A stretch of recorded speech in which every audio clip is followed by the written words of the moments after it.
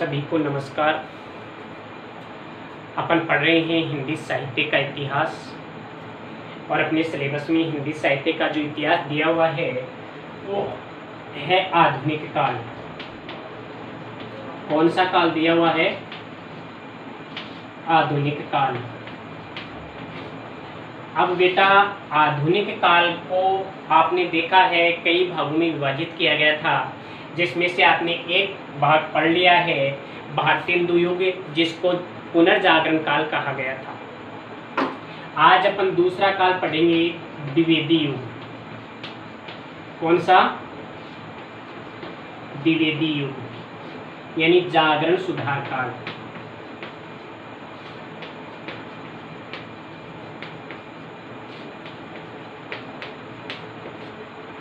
दूसरा काल कौन सा है बेटा? दूसरा है जागरण सुधार काल। देखिए बेटा, इसको जागरण सुधार काल क्यों कहा जाता है?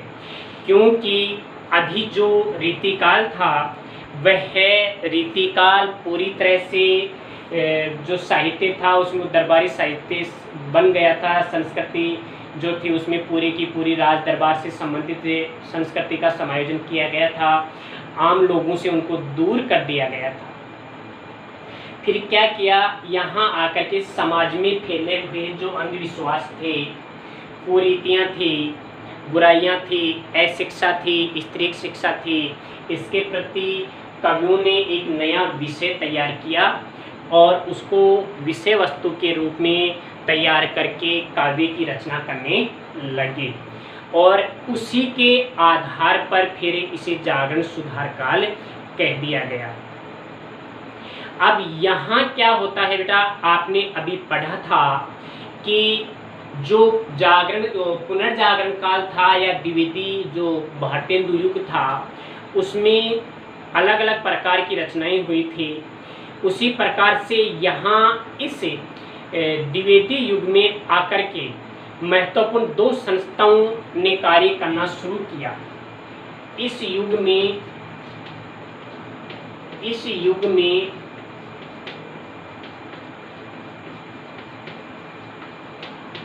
महत्वपूर्ण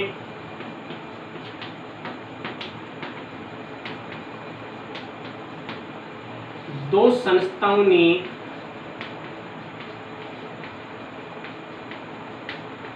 कार्य करना शुरू कर दिया या दो संस्थाएं स्थापित हुई, जिनमें एक तो है नागरी प्रचारिणी सभा, नागरी प्रचारिणी सभा, और दूसरी है सरस्वती पत्रिका। सरस्वती पत्रिका, ये कह सकते हैं कि जो सरस्वती पत्रिका थी वो इस काल के लिए, द्विवेदी युग के लिए, जागरण सुधार काल के लिए बहुत बड़ी संस्था थी। अब अपन देखते हैं नागरी प्रचारिणी सभा जो काशी थी, काशी में की गई थी। इसमें 1893 ईस्वी में इसकी स्थापना की जाती है और सरस्वती पत्रिका की स्थापना 1900 ईस्वी में की जाती है, जिसमें द्विवेदी जी का काफ़ी बड़ा योगदान है। और इस युग को महावीर प्रसाद द्विवेदी के नाम पर ही द्विवेदी युग कहा जाता है। महावीर प्रसाद द्विवेदी के नाम पर ही इसका नामकरण किया गया है। तो इससे संबंधित आपके कोई रचना नहीं होगी कि नागरी प्रचारिणी सभा क्या है और सरस्वती पत्रिका क्या है। अब यहाँ अपन देखते हैं कि इस युग का जो द्विवेदी युग था, इस द्विवेदी युग का भी वर्गीकरण किया गया है। द्विवेदी युग को प्रमुखतः दो श्रेणियों में वर्गीकृत किया जाता है। द्विवेदी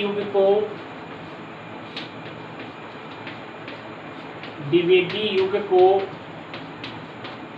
दो श्रेणियों में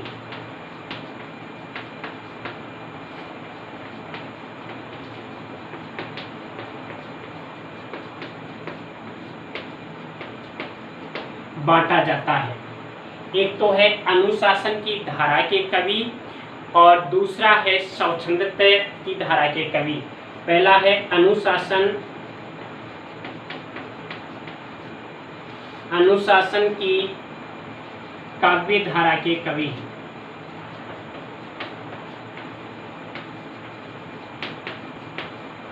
और दूसरा है स्वच्छंद काव्य धारा के कवि, जिनको स्वच्छंदता की काव्य धारा के कवि माना जाता है।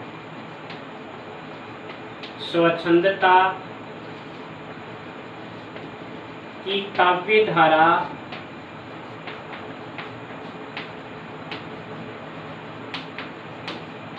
के कवि, स्वच्छंदता की काव्य धारा के कवि कहा जाता है। अब बेटा क्या है कि जो ये अनुशासन की काव्य धारा के कवि थे, इसमें ये बताया जाता है कि महावीर प्रसाद द्विवेदी जो थे वे इसके मुख्य कवि थे और उन्हीं की देखरेख में यह युग कार्य कर रहा था।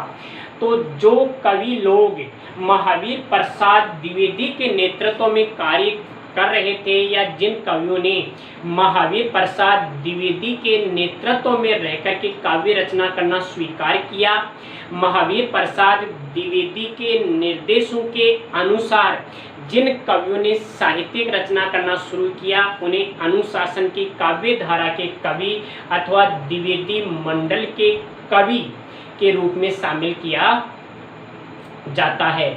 और यह जो अनुशासन की धारा के जो कवि थे, इसमें प्रमुख रूप से जो कवि आते हैं वो 4 कवि प्रमुख हैं, अन्य भी हैं, लेकिन प्रमुखता अगर मानी जाती है तो पहले कवि के रूप में स्वयं महावीर प्रसाद द्विवेदी को ही लेते हैं। महावीर प्रसाद द्विवेदी। दूसरा जो कवि आता है इस श्रेणी में वो आता है मैथिली शरण गुप्त। मैथिली बहुत बड़े कवि हुए हैं बेटा मैथिली शरण गुप्त, और मैथिली शरण गुप्त ने द्विवेदी जी को अपना गुरु माना है। मैथिली शरण गुप्त की रचनाओं में देशभक्ति से संबंधित रचनाएं हैं, इनको राष्ट्र कवि के नाम से भी जाना जाता है। फिर आता है अयोध्या सिंह उपाध्याय। अयोध्या सिंह उपाध्याय उर्फ हरियोध,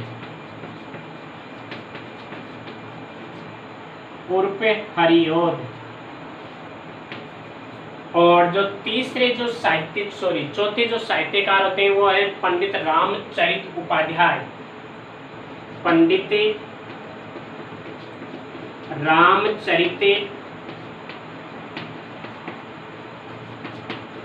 उपाध्याय, ये 4 कवि हैं जिन्होंने महावीर प्रसाद द्विवेदी के सानिध्य में रहकर के काव्य रचना की है।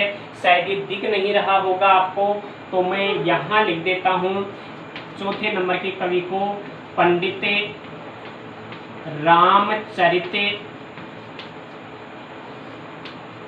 उपाध्याय। पंडित रामचरित उपाध्याय जो हैं वो चौथे कवि हैं जो अनुशासन की धारा के कवि थे, अर्थात वे कवि जिन्होंने महावीर प्रसाद द्विवेदी के सानिध्य में रहकर के साहित्यिक रचना करना स्वीकार किया, उनको अपना गुरु माना, तो वे आते हैं अनुशासन की धारा के कवि। अब अगला लेते हैं अपन स्वच्छंदता की काव्य धारा के कवि।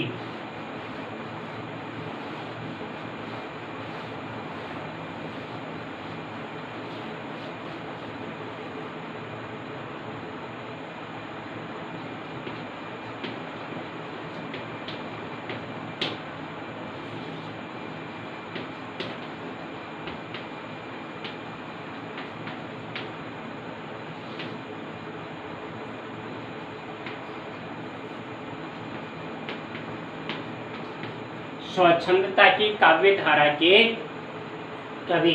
तो देखिए बेटा, जो महावीर प्रसाद द्विवेदी के निर्देशानुसार कार्य कर रहे थे वो तो क्या थे? अनुशासन की काव्य धारा के कवि। और द्विवेदी युग के जिन कवियों ने महावीर प्रसाद द्विवेदी के नेतृत्व को स्वीकार नहीं किया, अपनी स्वतंत्र मनोवृत्ति के आधार पर लेखन कार्य करने लगे। अर्थात द्विवेदी युग के वे कवि, द्विवेदी युग के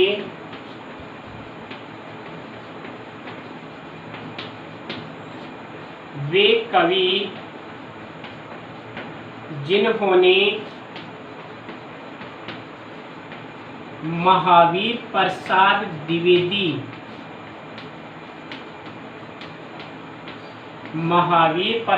द्विवेदी के नेतृत्व को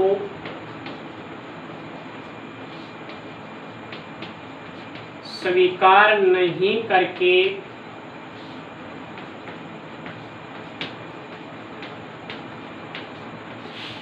अपनी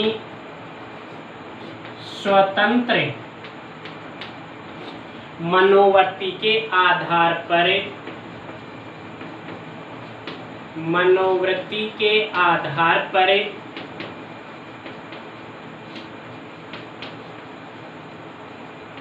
लेखन कार्य करने लगे।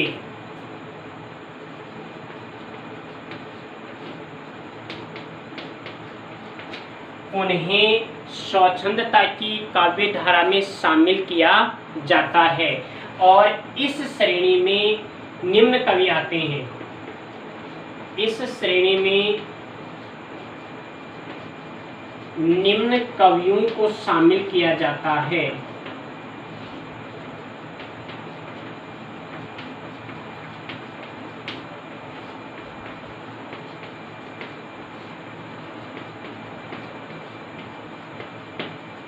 निम्न कवियों को शामिल किया जाता है।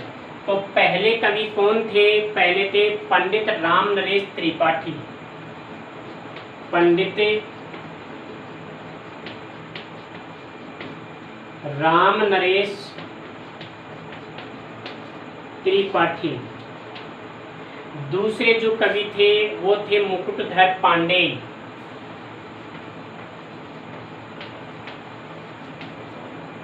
मुकुटधर पांडे। तीसरे जो साहित्यकार थे वो थे रूप नारायण पांडे। रूप नारायण पांडे। चौथे जो साहित्यकार थे इस श्रेणी के वो थे लाला भगवान दीन।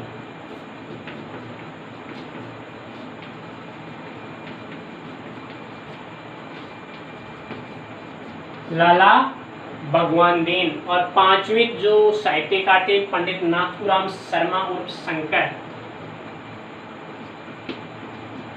पंडित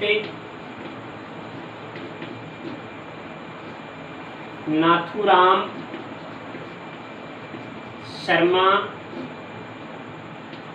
उर्फ शंकर। ये जो साहित्य कवि थे, ये जो साहित्यकार थे वो एक बार दोबारा देख लीजिए। पंडित राम नरेश त्रिपाठी, मुकुटधर पांडे, रूप नारायण पांडे, लाला भगवान दीन और नाथूराम शर्मा उर्फ शंकर। इन लोगों को स्वच्छंदता की काव्य धारा के अंतर्गत शामिल किया जाता है, जो प्रमुख रूप से यूं कह सकते हैं कि द्विवेदी युग के कवि थे। अब अपन आगे चलते हैं कि द्विवेदी युग के प्रमुख साहित्यकारों का नामोल्लेख कीजिए। प्रश्न है, प्रश्न लिखे बेटा, द्विवेदी युग के प्रमुख साहित्यकारों का उल्लेख कीजिए। प्रश्न है, द्विवेदी युग के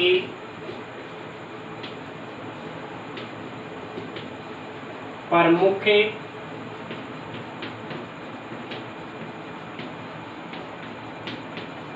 साहित्यकारों या इनको कवियों का वर्णन कीजिए, कवियों का नामोल्लेख कीजिए।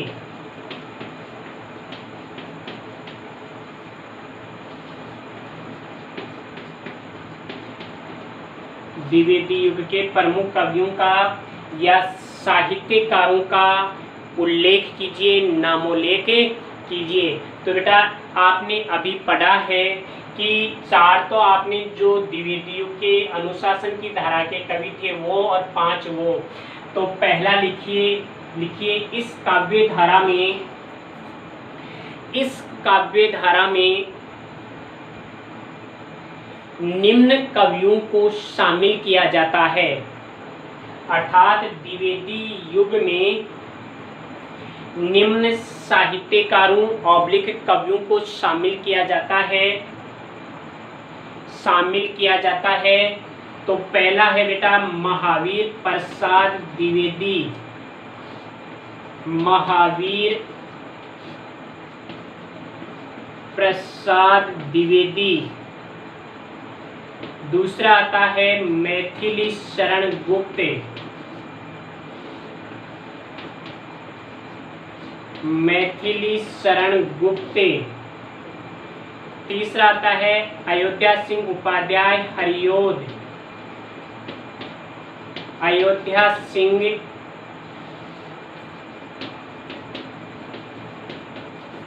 उपाध्याय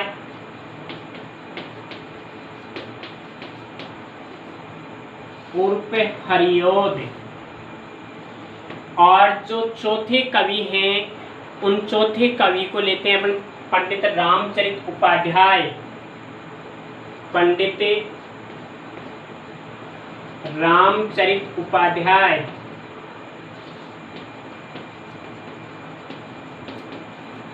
रामचरित उपाध्याय 5वें जो कवि के रूप में अपन लेते हैं। और 5वें कवि आते हैं बेटा इस श्रेणी में श्रीधर पाठक। श्रीधर पाठक। श्रीधर पाठक। इस श्रेणी में जो 6वें कवि आते हैं, अपन को 5-7 कवियों के नाम याद करने हैं। राम नरेश त्रिपाठी। राम नरेश त्रिपाठी।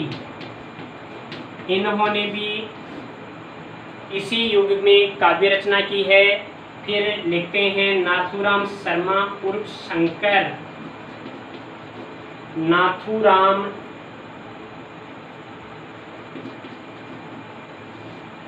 शर्मा उर्फ शंकर। इसके बाद में 8वें कवि के रूप में अपन लेते हैं। 8वें कवि हैं बेटा गया प्रसाद शुक्ल उर्फ स्नेही। तो गया प्रसाद शुक्ल उर्फ स्नेही। गया प्रसाद शुक्ल उर्फ स्नेही 9वें कवि के रूप में अपन पढ़ते हैं। तो आ जाते हैं अन्य जो कवियों के अंतर्गत अपन ले लेते हैं। जैसे अभी पंडित रामचरित उपाध्याय को आपने पढ़ा था, उसी प्रकार से जो अन्य जो कवि हैं उन कवियों में अपन लें तो एक कवि आ जाते हैं जैसे लाला भगवान दीन। लाला भगवान दीन। तो बेटा किन्हीं 5-7 कवियों का नाम याद कर लीजिएगा, आपका ये प्रश्न तैयार हो जाएगा। तो द्विवेदी युग के प्रमुख साहित्यकारों या कवियों का नामोल्लेख कीजिए। इसमें जैसे देखिए महावीर प्रसाद द्विवेदी, मैथिली शरण गुप्त, अयोध्या सिंह उपाध्याय उर्फ हरियोध, पंडित रामचरित उपाध्याय, श्रीधर पाठक, राम नरेश त्रिपाठी, नाथूराम शर्मा उर्फ शंकर, गया प्रसाद शुक्ल उर्फ स्नेही और लाला भगवान दीन, ये प्रमुख साहित्यकार हैं। तो ये पहला प्रश्न तैयार हो गया। इसके बाद जो दूसरा प्रश्न बनता है यहाँ वो बनेगा कि द्विवेदी युग के प्रमुख साहित्यकारों व उनकी साहित्यिक रचनाओं का उल्लेख कीजिए। द्विवेदी युग के प्रमुख साहित्यकारों व उनकी साहित्यिक रचनाओं का उल्लेख कीजिए। तो ये प्रश्न पढ़ेंगे अपन कल करेंगे। आज अपन इतना ही पढ़ेंगे। देखिए बेटा, आपके पास सारे नोट्स लिखे हुए हैं, इनके अलावा आपको केवल वीडियो समझना है, उसके बाद अपन और रिवीजन करते रहेंगे। क्लास में अपन मोटा मोटा रिवीजन कर लेते हैं, उसके बाद में देखते रहेंगे। तो इसको पढ़ते रहिए। धन्यवाद।